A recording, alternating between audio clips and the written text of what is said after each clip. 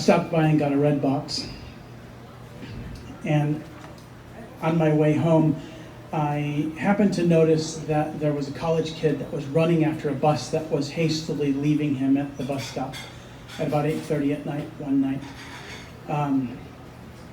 He had a giant backpack with him, and I could tell he was a student at the local college. So I actually pulled my car up next to him, and I unrolled the window, and I said, "Quick, get in, we'll catch the bus." Without a hesitation, he got in, closed the door, and we tore off towards the bus. He didn't put a seatbelt on, and he held his backpack on his lap.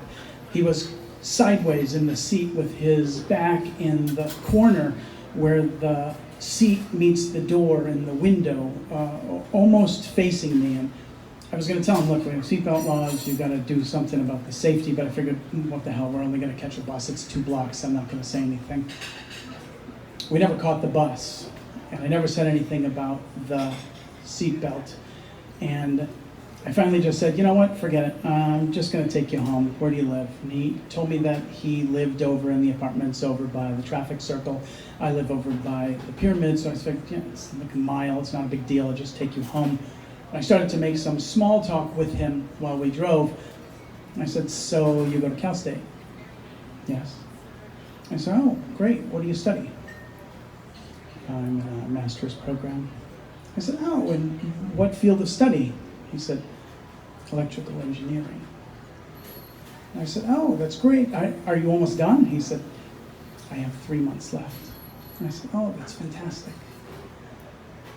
We finally pulled up in front of his apartment, and he got out, shook my hand, said thank you, and as I drove away, I started to realize that I had misread that entire situation. I started to think of his posture, and I realized that without question, he had gotten into a stranger's car not knowing where that would lead him. I had actually asked him during the car ride where he was from, and he said, India. I said, oh my gosh, I think I just heard a story on NPR about students in India that are heading towards the United States, and they feel afraid to come here because of the shooting. And he interrupted me and said, in Kansas. That was a crazy person. I said, yeah.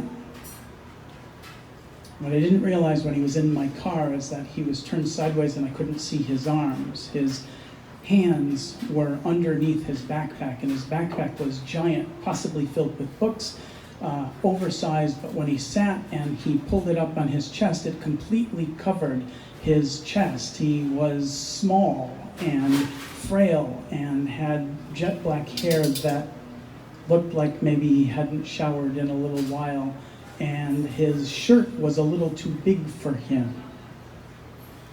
I wondered if he had actually had one hand on the car handle as he sat in my car. And I said, that fear that you have in India, do they have that here too? And he said, yes, I think so.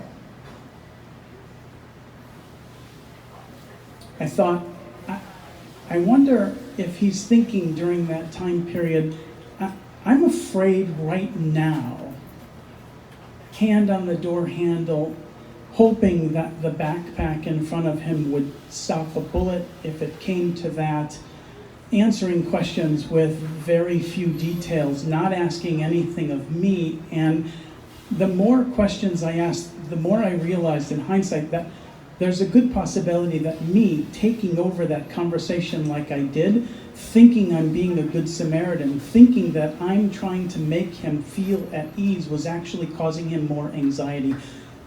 All I wanted was to make him feel good about the fact that he wasn't going to have to wait another hour for a bus ride. All I wanted was to maybe save him a little bus fare and a little cold and a little humiliation and a little time. And I realized that this man is sitting in my car, afraid for his life, against an enemy that he wouldn't recognize. And I realized I would do it just like this. If I was one of those guys, I would pretend to be somebody I wasn't, and start with kindness and start with generosity, and then turn that into, get out of my country, you, and I would turn that into something that was more aggressive, and I'm glad that I'm not that kind of a person. But I feel angry at the fact that kindness and altruistic behavior sometimes gets misunderstood and taken advantage of by black people in church, or gay people on buses, or people at work, or people picking up their luggage, or Jews in a synagogue. Those kindnesses have been taken advantage of. I watched him in the rearview mirror sort of stand out in front of this apartment complex, and I was wondering to myself, is he waiting? Did he watch me make the illegal U-turn as I headed back towards my house, wondering if I was lingering about, trying to find out where all the Indian kids lived so we could come back later? I wondered if he felt just relieved to be out of the car. And I hope that he was happy just to be home an hour earlier than he expected. Thanks.